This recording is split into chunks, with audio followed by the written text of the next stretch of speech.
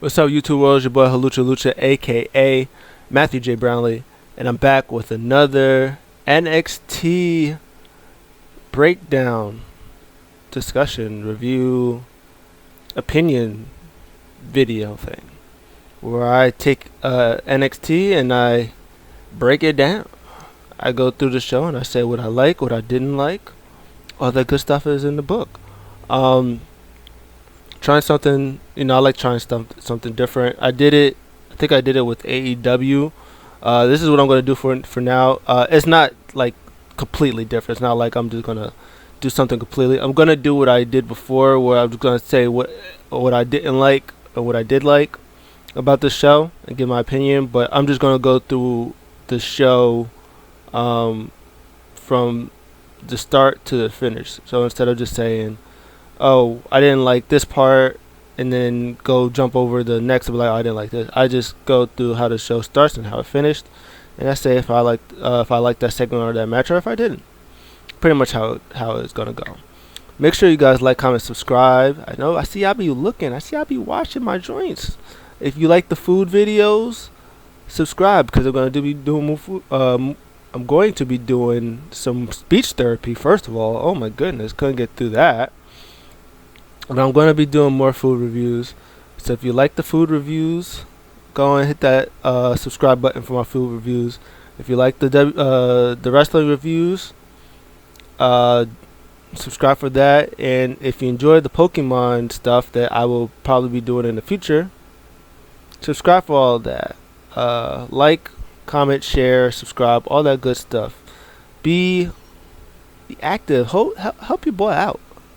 Hold it down for your boy. Anyways, this is spilling the NXT.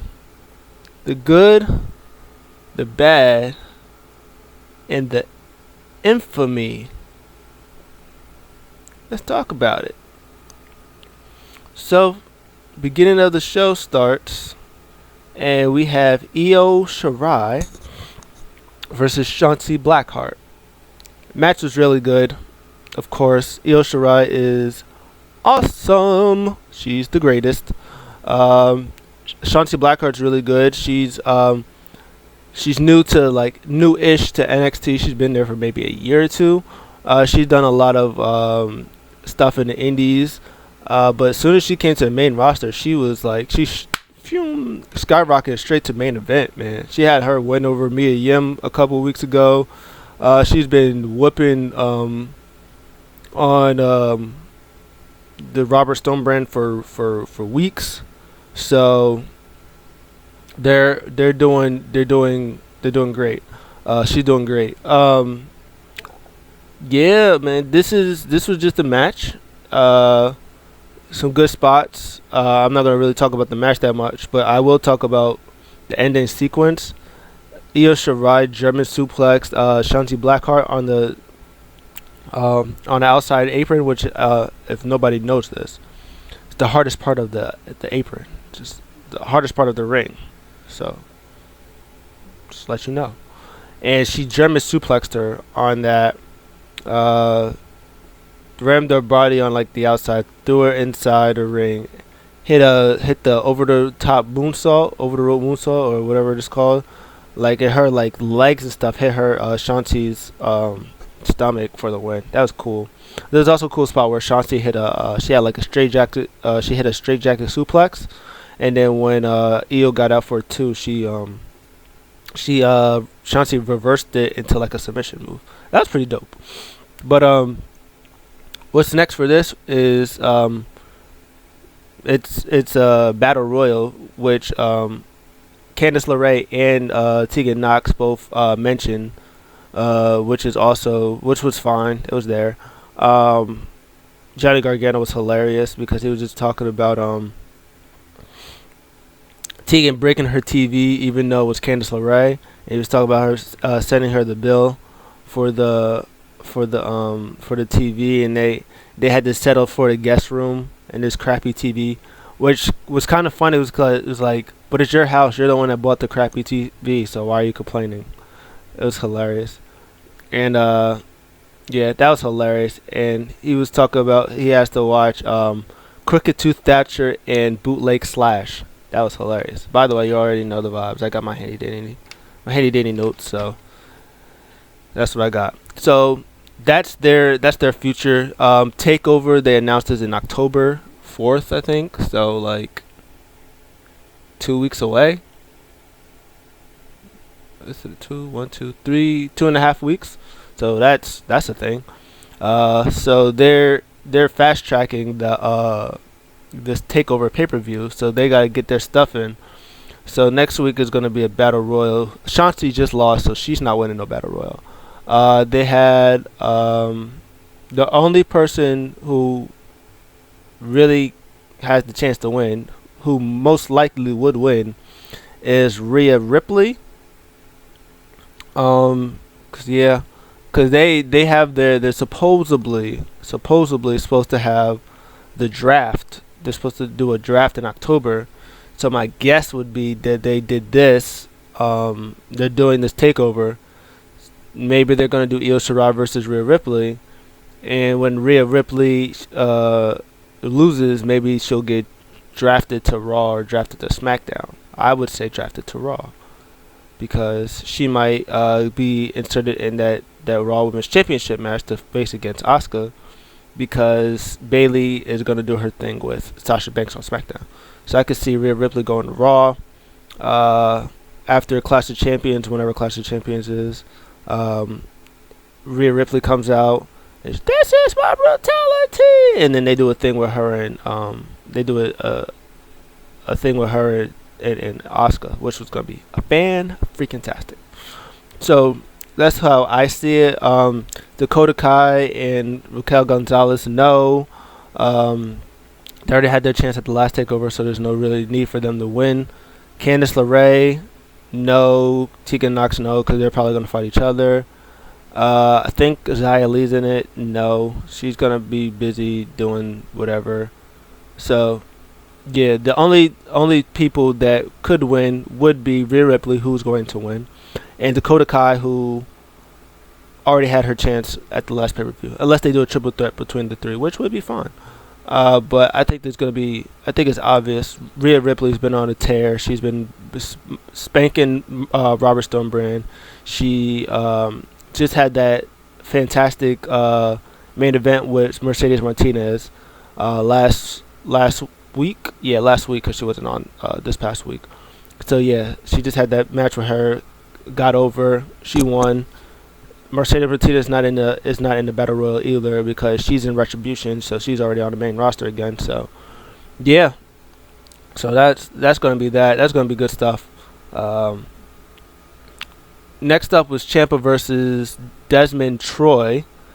I noted that Ciampa like braided his beard, like he had his beard and he braided it. That was pretty cool. This wasn't really a match. Desmond really got like maybe 0.2 offense in there. I think he like got a stiff arm and a roll up or something like that. It just really made Tommaso Ciampa mad, and he did his thing where he does the slingshot, but he did it on the back turnbuckle instead of doing it on the apron. He did it on the back turnbuckle, hit the Widow's Bell, and he won. So it was like that. And then he goes to get a chair, and then Jake Atlas comes out. He cuts a promo and pretty much said that he wants Tommaso Ciampa because he attacked him, and he's dangerous or whatever, and he's going to show him why he's also dangerous or something like that. And Tommaso Ciampa was like, he just laughed. He's like, oh Lord, I was like, he don't want the smoke. So I'll just talk about the after part of that. Interviewers are about to interview Jake Atlas, and then Tommaso Ciampa attacks him, and then officials come, and then my boy Kyle O'Reilly comes. He's like, hey man, stop it, save it, you got a match next week, just save it for that. And Tommaso Ciampa was like, he's like, I'll be seeing you soon, talking to Jake Atlas. And he looked at Kyle O'Reilly, was like, I'll be seeing you soon too, boy. And he smiles. He goes like, he walks away. Kyle O'Reilly, hilarious, goes, not if I see you first. Yeah, it's his problem. He goes down to Jake Atlas. He's like, you okay? He was like, yeah, all right. He's like, Yeah, you're good. All right, get up. You fine. I was like, he's like, yeah, get up. He's like, yeah, all right, get up. You're fine. And then walks away. That was hilarious. That that thing was like, if I would grade that whole thing, like the match itself was just like a C, but with the promo and then Kyle O'Reilly by itself just brings it up to a B minus. Like that was hilarious. Oh, he was so good. Oh, and that Shotzi match was like A minus. That junk was fire. Um, next up, um, they do some video packages, some video segments. They do one with Drake Maverick where he believes that Killian Dane is his friend and a tag team partner, even though he doesn't have his number and he hasn't talked to him all week. He said that they have a common enemy, which is Undisputed Era, which is the two bad people out of Undisputed Era, not the two good people, and they're gonna handle business, which, oofy, no, didn't really happen. Next promo is from Finn Balor. Um, Pretty much his promo was how he was NXT champion 4 years ago compared to how he was NXT champion now. He was just saying pretty much that yeah, 4 years ago I helped build the brand. I was out there doing all the media, kissing the babies, and making NXT to what it is now. He said 4 years ago I needed NXT, but now NXT needs me. NXT needs me to be the champion. He said, now that I'm champion, I am the best champion in the sport. He was like, it doesn't matter if what country you're in, and they showed the Walter. He said, it doesn't matter what brand or whatever. So it showed him, it showed Drew McIntyre, it showed Roman Reigns. He said, it doesn't matter. I am the best champion. I was like, I've been waiting to be champion for years. He was like, and now, if you want to be champ, like if you want a title, a opportunity for me, you have to earn it.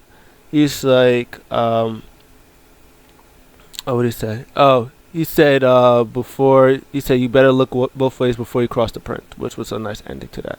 So that was good stuff. So yeah. So I don't know. So next week they said that they're gonna do a some type of gauntlet match. So I don't know what's gonna happen with that gauntlet match. I don't even know who's in it. So whoever's in it, I think I saw like Bronson Reed in there. I think Cameron Grimes was in there. So it's pretty much two people going. It's like people will start, and it's like a Aztec warfare. Like you have, it's like an Aztec warfare Royal Rumble, except you don't throw anybody over the top rope. You pin them or something like that. Pinfall submission, like that. And whoever wins that faces Balor at NXT October 4th. Next up was a Austin Theory promo. He pretty was talking that he's a future Hall of Famer. Alright. He was talking about Bronson Reed beating him was a fluke, and that he will prove it, and he challenges anybody to come in, which his name would be Kushida. Kushida came and he pretty much murdered Austin Theory is what pretty much happened. I don't know what's gonna happen with Austin Theory, if he's just gonna do like a it feels like he's doing like a I was on main roster, that means I'm better than everybody here, and then he has to get humbled every single week. Like, alright, just because you're on main roster don't mean that you all that. You need to come back to NXT, you need to work, and you need to like grind and do all that stuff. It seems like that's probably where it's going, because he did that with Bronson Reed 2 weeks ago, and he was like, yeah, it's like, yeah, hey, yeah, I was like, I'm already 23, and I already headlined WrestleMania. I was on the main event of Raw. I've done it all. It's like, hey, you kid, hey, you'll be there. And then the following week, Bronson Reed just battered him and beat him. And this week, he's telling everybody he's the future Hall of Famer. He's saying Bronson Reed is a fluke that beat him. He's like, nobody can beat me. I'm the future of this company. He's like, I'll prove it. And then he comes to Kushida, and Kushida just mollywops him. I don't know if he has to. He's probably just has to get humbled. Each week he's gonna have to like keep taking these L's until it's like, all right, I gotta humble myself, and then he starts picking up some wins and being champion and stuff like that. Kushida, woo-wee, he is out here murdering people. I love it. I like he just comes out here and he just starts attacks, vicious elbows. He's putting people in the hoverboard lock and then keeping it in even after Austin Theory taps. He's just keeping it in for extra seconds. What they like to call it is being more aggressive. So like he's being more aggressive. When you're being more aggressive, that's indication on heel turns. Roman Reigns, he has like new aggression, new attitude. These are all signs of heel turns. They did it with Roman Reigns. It's like he has a new attitude. He's being more aggressive. AEW is doing it with the Bucks. It's like they have this new aggressive attitude. So I don't think this is one where I don't think that he's going to be a heel though. I think I hope he's not a heel. I think just hope this is something for him to just be more aggressive because he's and they did the same thing with Xia Li with her match. I'll talk about that in a second. But it just seems like they don't have to do this to turn bad. It's just like mostly all the baby faces are like, oh hi, we love each other, and oh bad guy, you come, I'm gonna go get you. But I like that like some of these the baby faces is having like a little edge. Like Drew McIntyre, baby face, has an edge. He don't care who you are. Keith Lee, same thing. He was like, yeah, he's a babyface, but nah, I don't care who you are. I don't care if you're a babyface or you're a heel. I'm coming after you. You talk to me wrong. And that's what John Moxley's the same way. That's really it. I mean, Big E is kind of the same way. Well, no, not he knows. Well, he is kind of the same way. He doesn't. He's not really caring. Like he is big babyface, but like if a babyface comes towards him, he ain't hard to like come correct towards him. But yeah, this is something I hope Kushida is like. I hope he stays a babyface, but he doesn't care if you're like babyface or a heel or whatever they want to call it.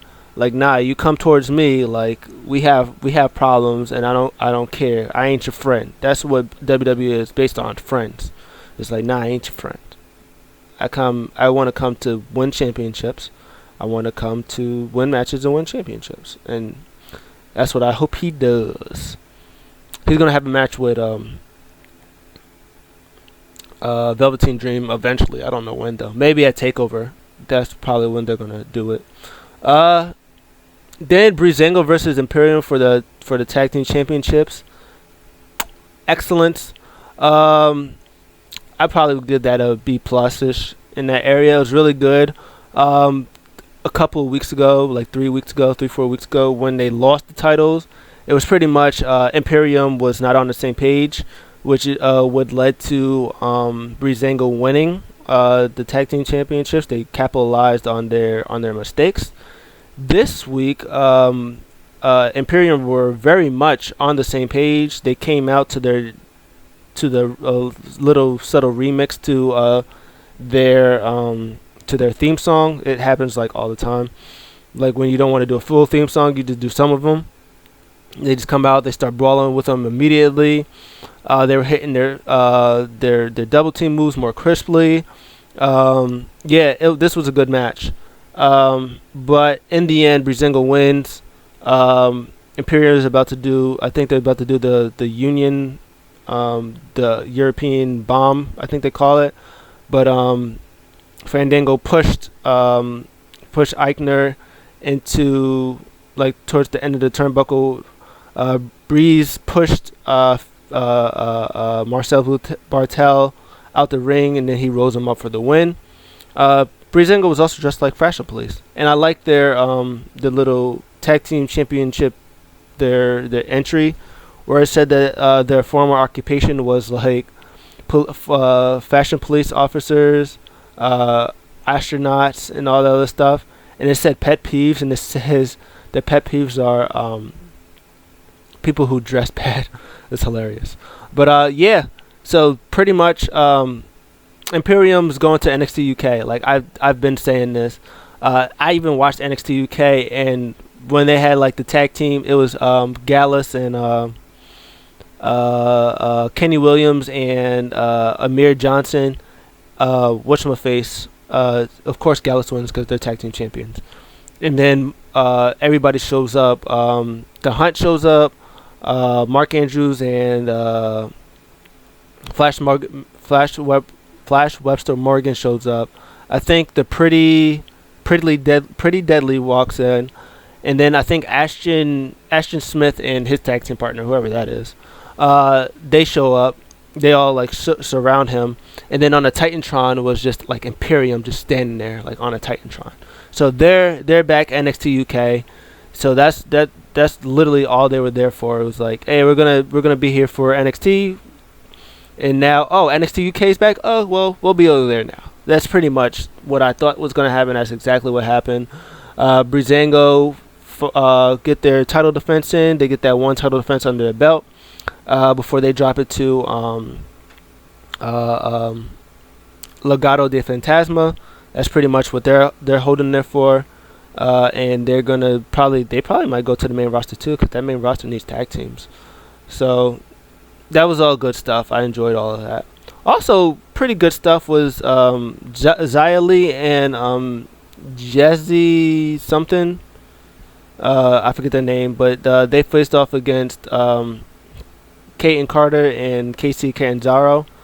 The double team between Casey and Caden was fantastic. They were on one. What I liked about this match was the ending. They did some crazy finisher on Xia Li, and everybody went to like shake hands and like fist pump and stuff. Xia Li was looking at him like and she just walks out the ring. I like when they do that, and then like the baby faces, they make this. Oh no, she didn't. Oh no, she didn't. Yeah, she did. She did it. She walked out. She looked back. She was like, which is good. Again, don't be a heel, but just be like, nah, we not friends. Bump that noise. I don't want to. You think I want to shake your hand after I just lost to you guys? No, forget that noise. We out of here. Which is good stuff. Yeah, I loved it. The match was like a C plus. But I like the ending of it. You don't have to always be baby faces and love each other. I like it. I don't know if they're gonna. Well, like I said, Xia Li's not winning the Battle Royal. I don't know if Casey and Caden's in it, but if they are, they might have a thing with those two in it to get them out. I don't know if Xia Li and Jesse. I don't know if they're gonna have a they're gonna form a tag team, but I hope so. I mean, again, women's tag team division is not good. So, yeah. Undisputed Era versus Drake Maverick, and supposedly Killian Dane. That didn't happen. It was a handicap match throughout the whole match, and of course, I found it funny that Killian Dane was up backstage with like referees and like random people back there like laughing at Drake Maverick getting beat up. It's hilarious. But yeah, Killian Dane said, like, bro, we're not friends. Like, you handled that by yourself. And William Regal comes out and was like, you're really gonna like let him go out there? He's like, that's your tag team partner. He's like, you want me to go out there? So he goes out there. He throws Drake Maverick in the ring. He's like, there you go, be a man. And he walks away. And then Roderick Strong's like, yeah, that's right, walk away, you fat piece of garbage. And then he goes in there and he cleans house. And then I think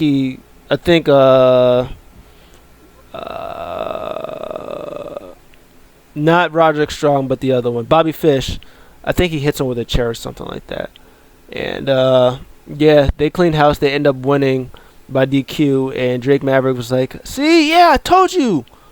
We tag team. We can do this, man. We got this. And then he slaps Killian Dane because he got too excited, and Dane just clocks him right in the face. Hilarious.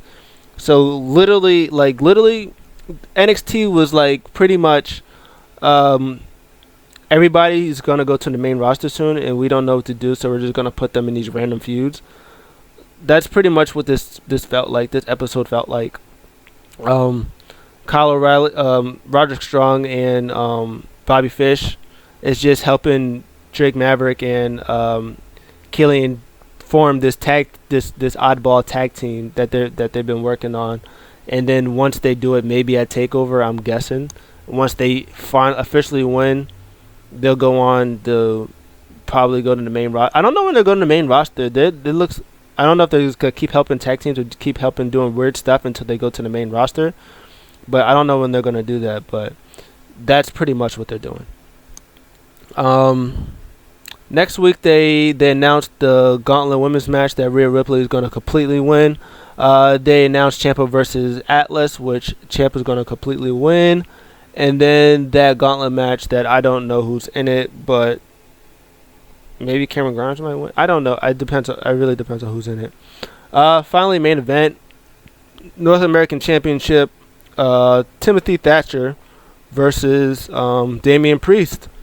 This match was really, really good. Damian Priest came out looking like Shawn Michaels with the all white and the chained shirt jacket. That was pretty dope. This match was really good. Damian Priest, of course, wins because if you don't retain your championship after one title defense, iffy. But this is good stuff. I don't know what's next for Timothy Thatcher. Honestly, he's only been a tag team champion, and that was because Pete Dunne had to go back to the UK. He got that one. He had that one successful title defense. He got that one win over Matt Riddle. He beat Bronson Reed the other day, or last week, or the week before, whatever like that. So, I mean, I don't know. I don't know what's next for him. Does he enter the Battle Royal and win that and face Finn Balor at NXT Takeover October 4th? Oh man, that's a difficult one. I don't know.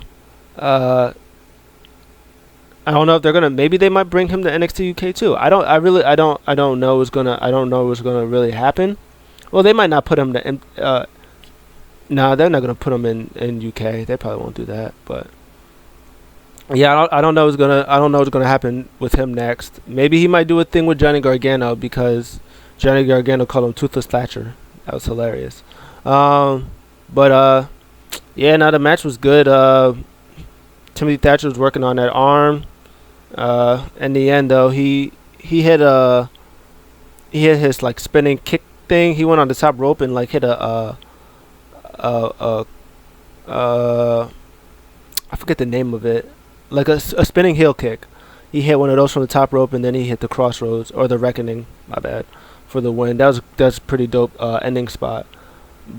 Damian Priest, probably Johnny Gargano will probably be next since he talked about him too. Maybe they might do a triple threat at Takeover. That probably might be his thing. Johnny Gargano could come out next week and be like, I had to sit and watch you, blah blah blah blah. Then Timothy Thatcher comes out and attacks him because of that trash he was talking.